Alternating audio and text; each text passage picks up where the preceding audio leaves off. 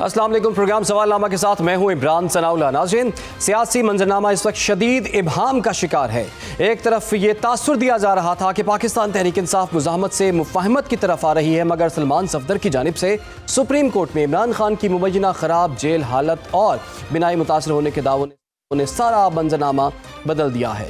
Party क़यादत का parliament के बाहर एहतजाज इस बात की अलामत है कि सियासी दर्ज दोबारा बढ़ चुका है।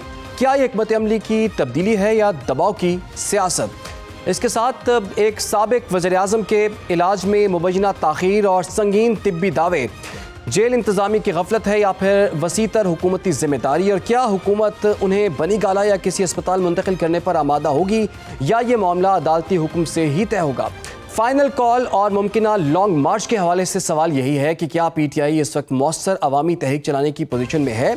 8 फरवरी की शटर डाउन पर मिले जुले रद्दअमल के बाद ये वाज़ेह नहीं कि जमात मुफाहमत की तरफ जाएगी या दोबारा सड़कों की सियासत इख्तियार करेगी। मजमूई तौर पर मामला सियासी मुज़ाकरात और अदालती किरदार के बीच मुअल्लक़ दिखाई देता है। इसी पर बात करेंगे। मैं ज्वाइन कर लिया रुकन कौमी असम्बली शरीफ अफजल मरवत साहब। शरीफ अफजल मरवत साहब, आपके वक्त का बहुत शुक्रिया। शरीफ अफजल मरवत साहब, सुप्रीम कोर्ट में जो रिपोर्ट पेश हुई है सलमान सफदर साहब की, उसके बाद मुबैना तौर पर कुछ लोग डील की बातें कर रहे हैं। आपको क्या लगता है, क्या जिस तरह से लोगों को उम्मीद है कि अब खान साहब को अस्पताल मुंतकिल किया जाएगा, अस्पताल के बाद उन्हें बनी गाला मुंतकिल किया जाएगा और उसके बाद शायद मुल्क से बाहर जा सकते हैं, आपको लगता है कि ये सब मुमकिन है? आपका बहुत शुक्रिया।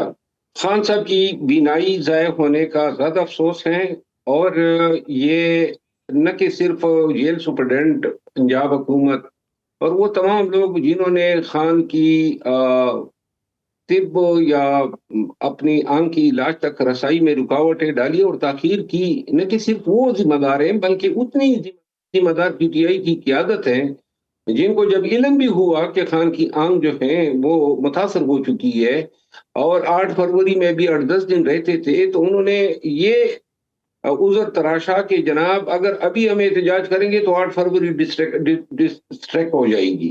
यानी कि इस को अहमियत ही नहीं थी और एक ऐसे इवेंट पे उन्होंने मरकूज किया जो कि गुजर भी गया और शायद इनके लिए कोई अच्छी यादें नहीं छोड़ गया।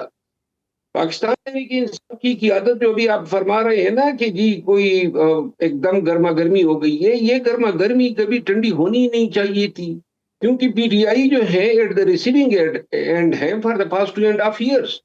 और जहां तक डील की बातें हैं, 2 चीजें ऐसी हैं जो शायद हमें इस हवाले से मशकूक बनाती हैं। एक तो खैबर पख्तूनख्वा हुकूमत और मरकज के बीच और एस्टेब्लिशमेंट के बीच जो पेंगे बड़ी हैं, और जो इन्होंने एपेक्स कमेटी, वज़ीर आज़म साहब से मुलाकात, फिर 13 ऑपरेशन पे इत्तेफाक राय, जो कंपनसेशन अमाउंट का इजरा, और अभी इन्होंने कुरम में भी ऑपरेशन शुरू किया है, 42 के करीब देहात खाली कराए हैं।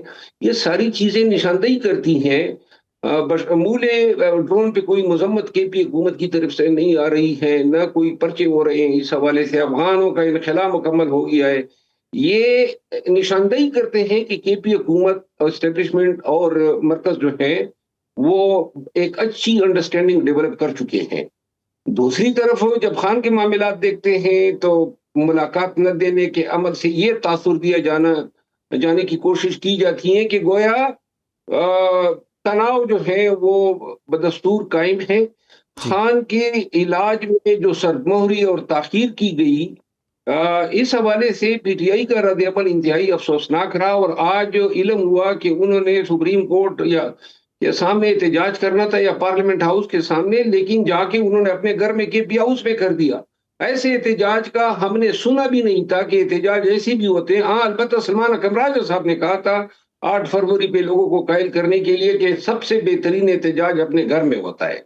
तो ये आज खैबर पख्तूनख्वा, और कभी इस तरह एहतजाज पीटीआई ने किया ही नहीं है। आप एक पॉइंट अनाउंस कर देते हैं और जाके एहतजाज अपने घर में शुरू कर देते हैं। ये माजी में जो है, लेकिन शरीफ अफजल मरवत साहब, वो तो अब वज़ीर आला केपी जो है वो भी इस वक्त केपी हाउस में ही मौजूद हैं और वो भी इन मुजाहिरीन के साथ वहाँ पर धरना दिए बैठे हैं, और लेकिन मुतालबा उनका यही कि ज़ाती मौलिज तक रसाई दे दी जाए और अशिफा अस्पताल में इलाज उनका करवाया जाए खान साहब का। तो आपको लगता है कि ये जो 2 इनके मुतालबात हैं ये इस एहतजाज से पूरे हो सकते हैं जो कि आज कर रहे हैं?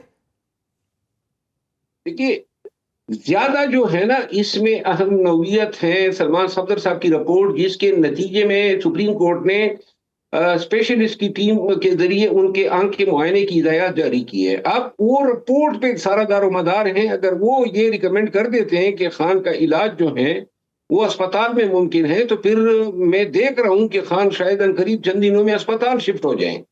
बाकी जहां तक इसको डील देने की और कोई कंप्रोमाइज की जो बातें हो रही हैं, आंक उनकी 85% तय हो गई है।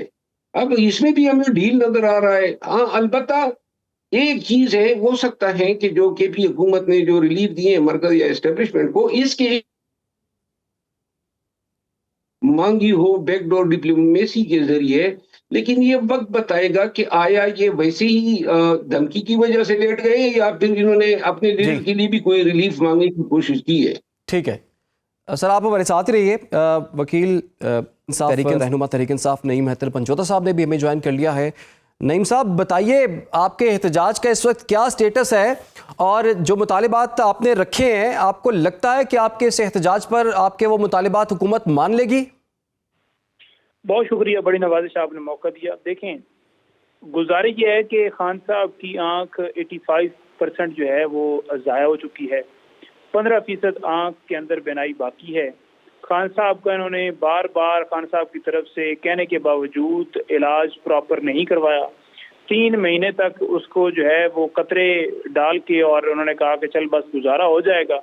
तो उनको प्रॉपर जो है उन तक जो फिजिशियन है, जो रेटिना के हवाले से स्पेशलिस्ट हैं, उनको जो है नहीं दिखाया गया।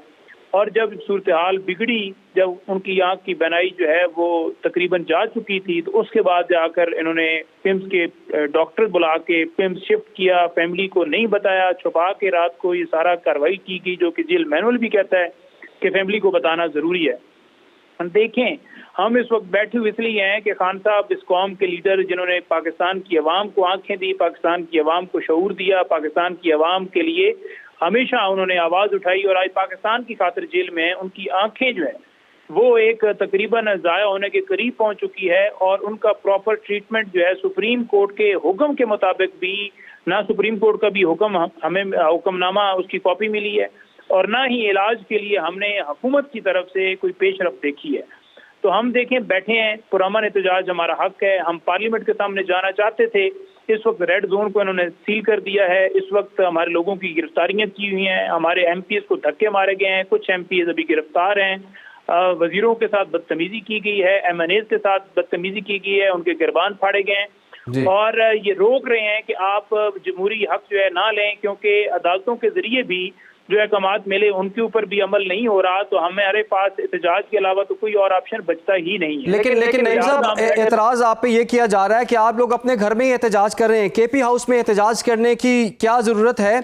और दूसरा ये कि ये भी एतराज सामने आ रहा है कि जब पहले पता लग गया था कि खान साहब की आंख का कोई मसला चल रहा है, तो उससे पहले आप लोगों ने एहतजाज क्यों ना किया, बल्कि 8 फरवरी का इंतजार आप लोग करते रहे? देखें, पहले खबर आई थी एक सहाफ़ी के जरिए, जो एक बड़े क्रेडिबल सहाफ़ी हैं, उसके बावजूद हम गए थे, अडयाला जेल के बाहर भी बैठे और सुप्रीम कोर्ट भी गए, वहाँ यादाश्त भी दी और खान साहब की सेहत का मामला वहाँ भी उठाया, नेशनल मीडिया, इंटरनेशनल मीडिया, और एक ही मौक़िफ़ रहा कि उनका प्रॉपर ट्रीटमेंट किया जाए। जब फैमिली की मुलाकात हुई बुशरा बीबी की, उन्होंने बताया, फिर हमने मौक़िफ़ इख्तियार किया, फिर हमने 8 फरवरी के अंदर भी उसको भरपूर तरीके से उठाया। फिर जब डॉक्टर जो है अपना सलमान सफदर साहब की रसाई हुई और रिपोर्ट आई, और उसके अंदर जब ये सारी सूरत हाल अब तस्दीक हुई कि 85% ज़ाया हुई, तो हमने फिर एहतजाज की। हमने तो इस सारे सिनेरियो के अंदर एक दिन भी हम आराम से नहीं बैठे, हम तो मुसलसल एहतजाज के अंदर ही रहे। दूसरी ये चीज़ है कि केपी हाउस के अंदर नहीं एहतजाज हो रहा, ना ही कि खैबर पख्तूनख्वा जो है वो कोई CMRFC के अंदर एहतजाज हो रहा है, बल्कि हम सड़क पर बैठे हैं। और MNAs जो हमारे हैं, पार्लियामेंट के अंदर उनको बंद किया हुआ है, पार्लियामेंट लॉजेस के अंदर जो MNAs थे उनको उधर बंद किया हुआ है, उस सराउंडिंग के अंदर MPs को गिरफ्तार किया गया है, जो रेड जोन का सारा इलाका है वहाँ कर्फ्यू नाफिज किया हुआ है। तो ये पूरा इलाका ही एहतजाज हो रहा है। तो ऐसा नहीं है कि केपी हाउस के अंदर एहतजाज हो रहा है, बिल्कुल बाहर हो रहा है। अगर केपी हाउस के अंदर होता तो ये MNAs या पुलिस, ये सारी चीजें जो आपने विजुअल्स देखे हैं, ये कहाँ आपने देखने का, ये तो बाहर ही हुआ है। तो देखें आपने, इसी तरह लाहौर के अंदर भी एहतजाज हुआ, वकला सड़कों पर निकले, KP में भी मुख्तलिफ जगहों पर हुआ, पूरे मुल्क से विजुअल्स आ रहे हैं, बलूचिस्तान के अंदर हो रहा है। देखें, हमने तो एहतजाज करना है, लेकिन आप देखें कि ये जो जेली हुकूमत है ये क्या कर रही है। ये हटदर्मी कर रही है। इनको भूल गया है कि नवाज शरीफ जब बीमार थे तो उनको इलाज के लिए उनके साथ उनके जाती मौलिक डॉक्टर अदनान वो किस कानून के तहत रहते थे। तो नईम साहब, अब आप लोग चाहते क्या हैं? आप क्या ये चाहते हैं कि अशिफा अस्पताल मुंतकिल कर दिया जाए, या ये चाहते हैं कि बनी गाला मुंतकिल कर दिया जाए, या ये चाहते हैं कि बाहर के मुल्क मुंतकिल कर दिया जाए? देखें, जो बनी गाला है, हम तो नहीं इस तरह की दरखास्त ही, हम ये कह रहे हैं कि उनका हॉस्पिटल के अंदर प्रॉपर जो स्पेशलिस्ट हैं रेटिना के हवाले से, एक होता है आंख का स्पेशलिस्ट, एक होता है कि एक आंख के अंदर जो मखसूस बीमारी है रेटिना, उसके हवाले से जो है स्पेशलिस्ट हैं वो हों, और खान साहब के जाती मौलिज हों, उनकी निगरानी के अंदर शिफा इंटरनेशनल इस्लामाबाद के अंदर इलाज प्रॉपर तरीके से हो। देखें, खान साहब की आंख के हवाले से रेटिना के स्पेशलिस्ट ने ये कहा है कि अगर इसका प्रॉपर इलाज ना हो तो आंख निकालनी पड़ सकती है। तो इस तरह की सूरत हाल है, आप अंदाजा लगा लें कि इनको कोई होश ही नहीं है। और ये अभी भी कह रहे हैं जी कि हम अंदर भिजवाएंगे ना, अंदर इक्विपमेंट है। पहले आपने अंदर डॉक्टर भिजवाए जेल के अंदर, उन्होंने कहा कि नहीं हॉस्पिटल ले जाना मकसूद है, इंजेक्शन लगा आंख के अंदर। अगर उनकी आंख ठीक होती तो इंजेक्शन क्यों लगना था? अगर उनकी आंख ठीक होती तो हॉस्पिटल क्यों आपने लेकर जाना? तो ऐसी सूरत हाल के अंदर जब आप हॉस्पिटल ऑलरेडी लेकर गए हैं तो अब आप क्यों नहीं प्रॉपर ट्रीटमेंट के ऊपर, जब उनकी फैमिली को सबको सुप्रीम कोर्ट को पता चल गया इस तरह का। ठीक है, शेर अफजल मरवत साहब से भी हम बात करेंगे और उनसे पूछेंगे कि पाकिस्तान तहरीक इंसाफ की जो स्ट्रेटजी है उस पर उनका क्या कहना है। फिलहाल छोटी सी ब्रेक। Welcome back. अच्छा, शेर अफजल मरवत साहब, वज़ीर दाखिला मोहसिन नकवी ने आज ये कहा है कि इस्लामाबाद के अंदर एक जेल जो है वो बन रही है, जब वो जेल मुकम्मल हो जाएगी तो खान साहब को उसमें शिफ्ट कर दिया जाएगा।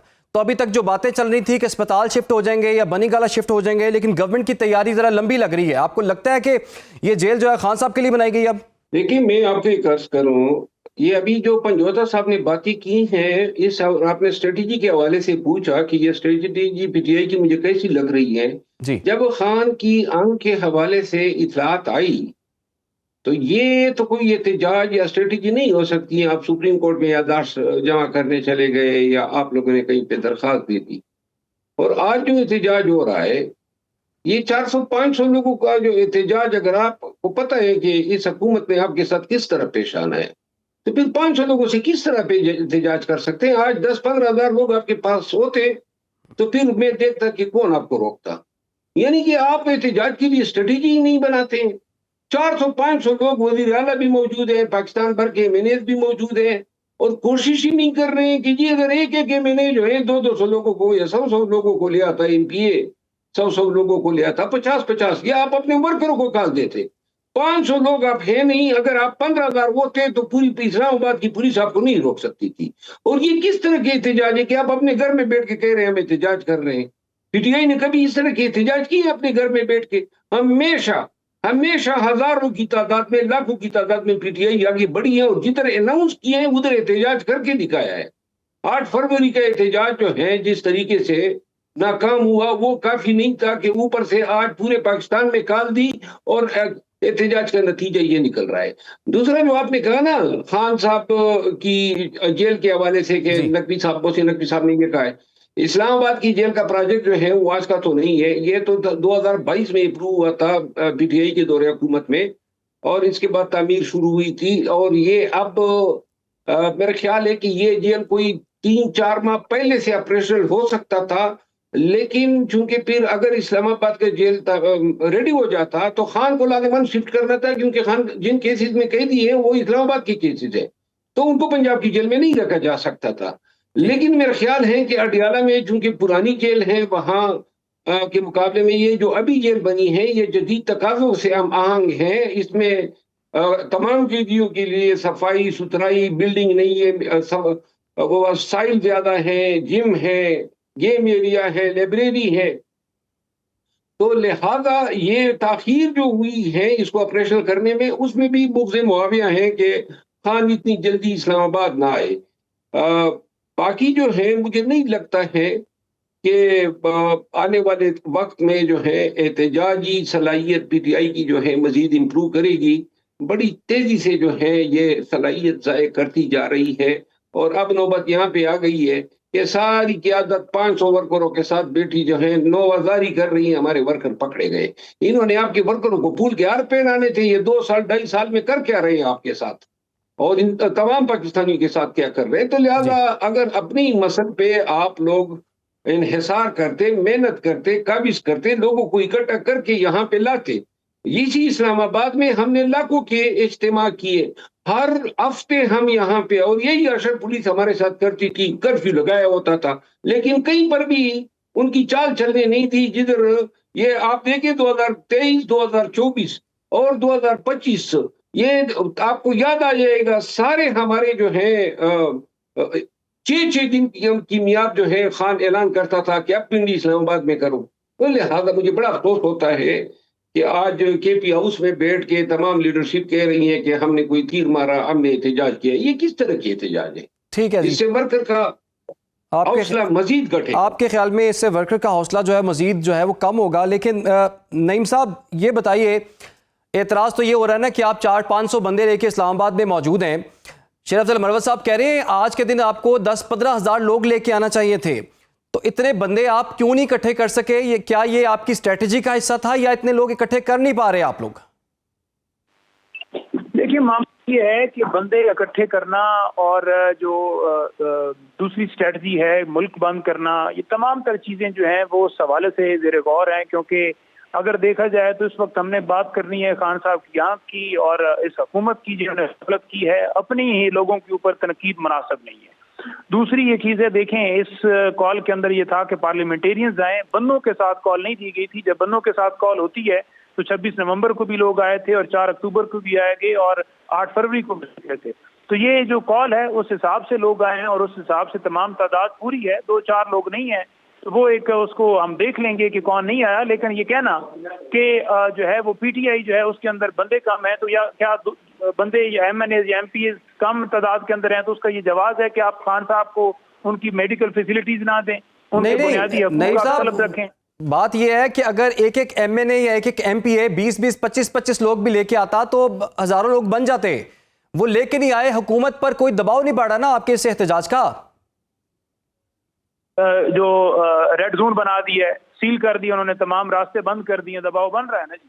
बाकी जो कॉल है 16 तक सुप्रीम कोर्ट ने कहा हुआ है, और हम अभी भी बार बार कह रहे हैं कि अगर आप खान साहब का इलाज नहीं कराते और इसी तरह इन्होंने गफलत की तो जाहिर बात है फिर जो ऑप्शन 2 है वो अवेल किया जाएगा, और उसमें रास्ते बंद करने, मुल्क बंद करने के हवाले से फिर किसी तरफ भी आगे मामला बढ़ सकता है, फिर किसी मामले से दरेक तो नहीं किया जा सकता। नहीं तो 8 फरवरी को जो आपने एहतजाज किया है, लॉकडाउन किया है, उससे आपने क्या हासिल किया अभी तक?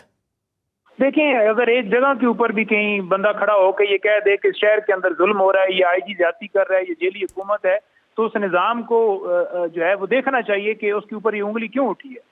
जितनी तादाद के अंदर भी लोगों ने दुकानें बंद की या मशल बरदार रैलियां निकाली या सोशल मीडिया के ऊपर लोगों ने आवाज बुलंद की, और 2-2.5 साल से जो कर रहे हैं, फसाइयत का सामना करने के बावजूद भी जिस कदर पीटीआई ने सरवाइव किया और कर रही है, वो लोग तो इस निज़ाम को कह चुके हैं कि ये झूठा निज़ाम है, इस निज़ाम को तो नहीं चलना चाहिए। लेकिन पाकिस्तान में क्योंकि जमहूरियत नहीं है या नहीं परवाह की जाती, कोई किसी को जो मर्जी है कह ले, तो हम ये जद्दोजहद कर रहे हैं कि हम जमहूरियत कायम करें पाकिस्तान के अंदर, और इसीलिए खान साहब भी आज जेल के अंदर है। और बेशुमार मुकदमात हम तमाम लोगों पर, फसाइयत, घरों में छापे, चादर चवार दीवारी का तकद्दुस, हर तरह की चीजें बर्दाश्त करके इस तहरीक का हम हिस्सा बने हुए हैं। लेकिन नईम साहब, वो शेर अफजल मरवत साहब तो ये कह रहे हैं ना कि यही इस्लामाबाद था जहां पर लाखों का इज्तिमा इकट्ठा होता था, लाखों कारकुन आपके इकट्ठे होते थे, लेकिन अब पाकिस्तान तहरीक इंसाफ इतने कमजोर एहतजाज कर रही है कि चंद सौ से आगे बात नहीं बढ़ पाती। लेकिन जब इस्लामाबाद की कॉल अगर दी गई, और वैसे तो डी चौखान साहब ने मना किया हुआ है, और अगर देनी पड़ सकती है बाहर मजबूरी में क्योंकि खान साहब की हेल्थ का इशू है, तो लाखों की तादाद ही होगी। जब इस तरह का मामला होगा, हर हल्के को जिम्मे लगाया जाएगा कि आपने अपना काफिला लेकर आना है। ये काफिले की कॉल नहीं थी, उन लाखों की नुमाइंदा जो है, नुमाइंदे हैं जो, उनको बुलाया गया था कि आप आकर यहाँ खड़े हों और बताएं, एहतजाज करें, नेशनल इंटरनेशनल मीडिया के सामने आवाज उठाएं कि इसके ऊपर सीरियस लें और होश के नाखन लें, और अगर नहीं लेंगे तो फिर कोई भी ऑप्शन अडॉप्ट किया जा सकता है। इन लोगों की नुमाइंदगी ये वाज़ेह करती है, इनके रिप्रेजेंटेटिव खड़े हैं, तो इनको आप ऐसे ही समझिए कि हर बंदा एक 4 लाख 5 लाख की नुमाइंदगी कर रहा है। अच्छा, ये बताइए, इमरान खान की रिहाई के लिए अभी तक आपने कोई फाइनल कॉल नहीं दी, वो कब तक फाइनल कॉल देनी है? चूंकि हम देख रहे हैं 8 फरवरी के एहतजाज के हवाले से भी कहा जा रहा था ये बड़ी फाइनल कॉल है, अब दोबारा से आप लोग 48 घंटों की एक डेडलाइन दे के फिर दोबारा से एहतजाज कर रहे हैं, तो खान की रिहाई के लिए आपने फाइनल कॉल कब देनी है? देखिए, खान साहब की रिहाई के लिए ही फाइनल कॉल हमने 4 अक्टूबर को भी दी थी और उस वक्त शेर अफजल भी बड़े सरगर्म थे, 26 को भी सरगर्म थे। उस वक्त भी आप देखें कि खान साहब की रिहाई की कॉल थी और जो केपी हाउस है उसके बाद भी 26 नवंबर को भी कॉल दी गई थी। उस वक्त भी 5000 वर्कर्स को गिरफ्तार किया गया, जिसका अभी तक मुकदमा दर्ज नहीं हुआ। कंप्लेंट दर्ज की है, उस पर भी कोई कार्रवाई आगे नहीं बढ़ सकी और किसी को नहीं पकड़ा गया।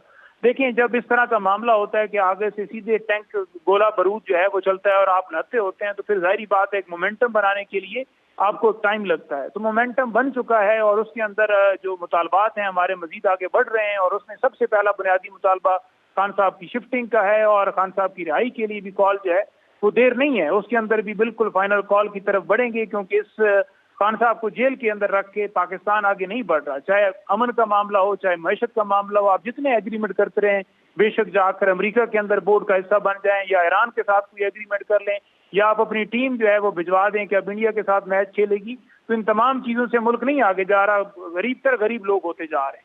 तो इस सारी सूरत हाल से निकलने के लिए खान साहब का बाहर आना मकसूद है, क्योंकि वही एक शख्स है जो इस पाकिस्तान की गारंटी है, लोगों को जमानत मिलेगी कि वो यहाँ आकर सरमायाकारी कर सकें। पाकिस्तान में खुशहाली तब भी आएगी जब सरमायाकारी होगी, आपकी मैशत ठीक होगी, कानून और आइन की बालादस्ती होगी। अच्छा, आखिर में सर क्विकली ज़रा बताइएगा, कुछ लोगों का ख्याल है कि बैकडोर राब्ते हो गए हैं और मुज़ाकरात चल रहे हैं, आपके किसी से बातचीत हो रही है? देखिए, एक ऐसा बैकडोर राब्ता है कि आपके एमपीज को घसीटा जा रहा है, आपके मिनिस्टर्स को घसीटा जा रहा है, आपके एमएनएस को घसीटा जा रहा है, आपके टिकट होल्डर्स को पकड़ा जा रहा है, आपके कारकुनान को पकड़ा जा रहा है, आपके लीडर को उनका मर्जी के मुताबिक, फैमिली की मर्जी के मुताबिक सेटिस्फैक्ट्री जो है इलाज नहीं किया जा रहा। तो ये कैसी डील है?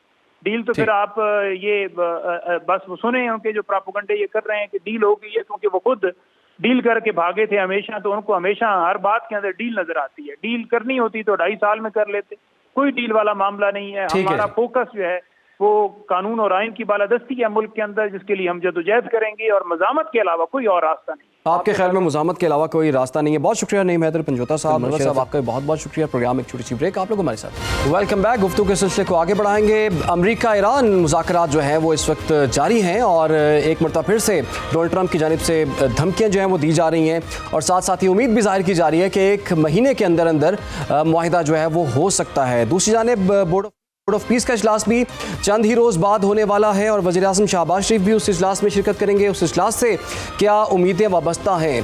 इस प्रोग्राम के सेगमेंट में हमें ज्वाइन कर लिया, हमें साबिक सफ़ीर नगमाना हाशमी साहिब आपको वेलकम करेंगे प्रोग्राम में। इसके साथ साथ हमें ब्रिगेडियर रिटायर्ड मसूद अहमद खान साहब दिफाई तजज़ियाकार, उन्होंने भी ज्वाइन कर लिया। ब्रिगेडियर साहब आपको भी खुश आमदीद। सबसे पहले ब्रिगेडियर साहब, इससे पहले कि हम ईरान और अमेरिका पे बात करें, ज़रा बांग्लादेश की सूरत हाल पर भी हम बात कर लेते हैं। कुछ लोगों का ये ख्याल है कि जो नताइज सामने आए हैं, बड़ी खुशी भी मनाई जा रही है, खासतौर पर पाकिस्तान ने बड़ा वेलकम किया, इसको मुबारकबाद भी दी है। आपको क्या लगता है कि बांग्लादेश जो कि जिसके भारत के साथ बड़े करीबी ताल्लुकात रहे, ख़ास तौर पर शेख हसीना वाजिद के दौर में, कुछ लोगों का ख्याल है कि 4000 किलोमीटर की जो सरहद लगती है भारत के साथ, तो वो बांग्लादेश की मजबूरी बन जाती है। इन इंतखाबात के बाद आप आने वाले दिनों में ताल्लुकात का क्या मुस्तकबिल देख रहे हैं बांग्लादेश और भारत का और उसके साथ पाकिस्तान का? जी हाँ, बहुत शुक्रिया। देखिए, पहले तो बात यह है कि जिस तरीके से इलेक्शन जीते हैं बांग्लादेश नेशनलिस्ट पार्टी ने और लैंडस्लाइड विक्ट्री उनकी हुई है, और फिर देखें कि मोदी साहब ने भी उनको एक मुबारकबाद का मैसेज भेजा है। So he has extended an olive branch, हम कह सकते हैं कि हम ताल्लुकात की बेहतरी की बात की है।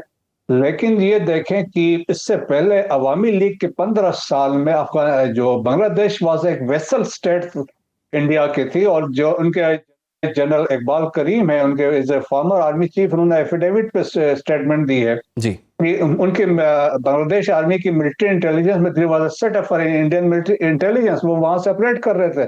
सो बेसिकली वो बांग्लादेश को इंडियन राज या मिलिट्री इंटेलिजेंस के वहां बैठ के कंट्रोल कर रहे थे। सो अब देखें इंडिया के लिए तकलीफ का मसला क्यों वहां पे अभी ह्यू एंड क्राई है, क्योंकि वो समझते हैं कि बांग्लादेश अभी रियलाइज करे, 2 नेशन थ्योरी भी एक दफा रीसेट हो चुकी है, और बांग्लादेश जिस तरीके से लोग वहां से हमने तासुरात देखे हैं, लीडरशिप की बातचीत सुनी है, वो पाकिस्तान के फेवर में बात कर रहे हैं। लेकिन एट द सेम टाइम ठीक है, अपने रीजन में रहते हुए अपने ताल्लुकात वो तमाम नेबरिंग कंट्रीज के साथ रखेंगे, लेकिन जो बांग्लादेश नेशनलिस्ट पार्टी का पास में भी रहा है, they were very cautious while maintaining relations with India. लेकिन अब मसला इंडिया के लिए क्या है कि बांग्लादेश में से ऊपर एक सिलीगुड़ी कॉरिडोर है और वो 22 किलोमीटर है एट द नियरेस्ट पॉइंट, उसके ऊपर चाइना बैठा हुआ है, तो किसी वक्त भी चाइनीज रोल डाउन करके नीचे आ सकते हैं, उसको क्लोज कर सकते हैं। सो अवामी लीग के दौर में उन्होंने एक अल्टरनेट रास्ता निकाला था, वो देर वाज थ्रू बांग्लादेश। अब ये लोग आए, जब Bangladesh nationalist party take over करेगी तो ये उनको मौका नहीं मिलेगा, तो वो इनको एक वो भी खतरा है। फिर चाइनीज वहां पे प्रेजेंस है, चाइनीज इज द मोस्ट, आप समझ लें कि नंबर 1 इन्वेस्टर है बांग्लादेश में, उनके इंफ्रास्ट्रक्चर में, एनर्जी में, स्पेशल इकोनॉमिक जोन्स वहां पे बना रहे हैं। बांग्लादेश इस पार्ट ऑफ BRI है, और इसके अलावा देखें बांग्लादेश चाइना का इंटरेस्ट बे ऑफ बंगाल में भी है, तो वो इंपॉर्टेंस रही। पाकिस्तान की बात देखें, पाकिस्तान के साथ रिसेंटली हमने देखा कि हमारी जो पेज अंडरस्टैंडिंग हुई है, आपके पहले प्राइम मिनिस्टर की 2 दफा मुलाकातें प्रोफेसर यूनुस के साथ हुई हैं, आपकी मिलिट्री डेलीगेशंस के एक्सचेंज हुए हैं तवातर के साथ, वो वहां से भी आए, यहाँ से भी लोग गए हैं, आपकी फ्लाइट्स रिस्टोर हो गई हैं, और इसके अलावा आपने रिसेंटली जो उनके लिए स्टैंड लिया क्रिकेट के लिए, तो वो एक दैट वाज ए फिनोमिनल, वो थी। आपके फॉरेन मिनिस्टर जा चुके हैं, वहां विजिट करके आए हैं। सो पाकिस्तान के साथ लाइकली एक डिफेंस कोऑपरेशन भी होगा, इकोनॉमिक कोऑपरेशन भी होगा। सो खित्ते में पाकिस्तान के लिए मैं समझता हूँ कि फ्यूचर में हालात बेहतरी काफी होपफुल है पाकिस्तान भी कि ताल्लुकात मजीद बेहतर होंगे। अच्छा, कुछ लोगों का ये ख्याल है कि जो तारिक रहमान है ना, वो जैसे ही अपने ओहदे का हलफ उठाएंगे, जिम्मेदारियां संभालेंगे, तो वो जो है पाकिस्तान का विजिट भी कर सकते हैं, और इस हवाले से भी इम्कान जाहिर किया जा रहा है। लेकिन नगमाना हाशमी साहिबा, आपको क्या लगता है कि कुछ लोग ये भी कह रहे हैं कि तारिक रहमान जो पहला विजिट करेंगे वो पाकिस्तान का होगा, और कुछ लोग ये भी कह रहे हैं कि बहुत जल्द पाकिस्तान और बांग्लादेश का एक दिफाई मुआहिदा भी हो सकता है। जैसे कि पहले हमने बात की कि उनके 10% तो उनके हिंदू भी रहते हैं बांग्लादेश के अंदर। ऐसे तमाम जोग्राफियाई माहौल के अंदर पाकिस्तान के साथ ताल्लुकात का क्या मुस्तकबिल देख रही हैं आप? देखिए, सबसे पहली बात तो ये है कि हम लोग बहुत ज़्यादा हाइपर हो जाते हैं और हर चीज़ को ज़रा बहुत एक्सट्रीम पे जाके बात शुरू कर देते हैं। हमें पहले थोड़ा सा देखना चाहिए कि एक बहुत अच्छे पुरअमन इलेक्शन हुए हैं, और ये 15 साल बाद है कि उनके यहाँ डेमोक्रेसी असल मानों में रिवाइव हुई है, और बांग्लादेश जिस स्ट्रेटेजिक लोकेशन पे मौजूद है, उनके लिए बहुत सोच समझ के अगले जो है वो कदम उठाने पड़ेंगे। तो आप सबसे पहले तो इंतज़ार कीजिए कि उनकी पहली स्टेटमेंट पार्लियामेंट में क्या आती है, उनकी पॉलिसी स्टेटमेंट क्या है। उससे बहुत सारे इशारे जो हैं वो आपको मिल जाएंगे और चीज़ें हो जाएगी।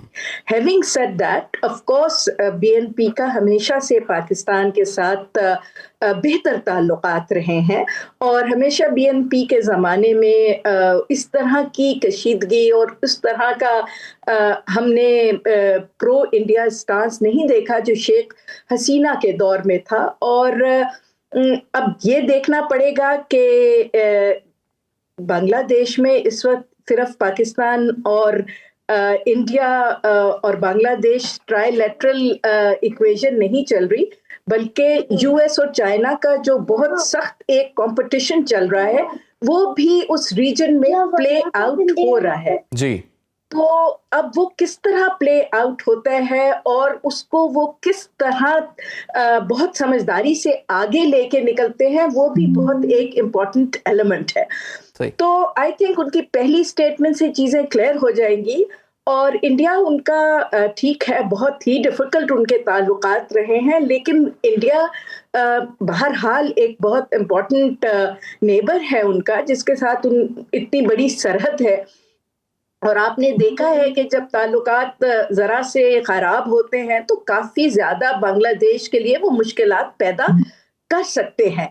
तो जाहिर सी बात है वो फैक्टर भी वो फिगर इन ज़रूर करेंगे, लेकिन इसमें मेरी नाकिस राय में तो ये जो लार्जर पॉलिटिकल शिफ्ट आ रही है साउथ एशिया में, और जिस तरह से अमेरिका का और चाइना का इस खित्ते में इन्फ्लुएंस के लिए कंपटीशन है, उसको भी देखना पड़ेगा। और उसको भी देखना पड़ेगा कि जो बाकी साउथ एशिया के ममालिक हैं, जैसे श्रीलंका है, जैसे नेपाल है, ये किस तरह रिस्पॉन्ड करते हैं, बिकॉज देखिए मई के कॉन्फ्लिक्ट के बाद जो पाकिस्तान का इंडिया से हुआ और जिस तरीके से हमने इंडिया को हराया, यहाँ इस खित्ते के भी डायनामिक्स ओवरनाइट चेंज हो गए हैं और इस खित्ते की जो अहमियत है वो बहुत ज्यादा पहले से भी ज्यादा बहुत बढ़ गई है। लेकिन उसके साथ साथ नेचुरली जो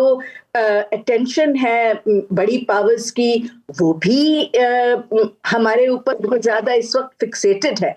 तो बेहतर ये होगा कि पहले जो हमारे बांग्लादेशी भाई हैं उन्हें सेटल होने दें अपनी नई डिस्पेंसेशन में, और उसके साथ हम उनको जिस कदर सपोर्ट कर सकते हैं उनकी इस डेमोक्रेटिक ट्रांजिशन में और बाकी चीज़ों में हमें वो हेल्प करनी चाहिए और हमें अपने रवाबित बढ़ाने चाहिए, और उसमें डिफेंस भी शामिल है। पीपल टू पीपल कांटेक्ट बहुत ज़्यादा इम्पोर्टेंट है और इकोनॉमिक जो एक फैक्टर है वो भी बहुत इम्पोर्टेंट है। सो इसलिए आपने देखा है कि बड़ी खुशाइंद बात है कि जिस जमाने में इनकी इंटरिम गवर्नमेंट रही बहुत अच्छे डिसीजंस लिए गए, हमारी फ्लाइट्स भी रिन्यू हो गई हैं, हमारे बिजनेस डेलीगेशंस भी आना जाना शुरू हो गए हैं, हमारे स्टूडेंट्स भी अब वहाँ यूनिवर्सिटीज में हैं। तो हमें इसको बढ़ाना चाहिए और आहिस्ता आहिस्ता उनकी कंसिडरेशंस बिल्कुल नगमाना साहिबा, आपने बड़े बड़े अहम नुकात मैम आपने उठाए हैं।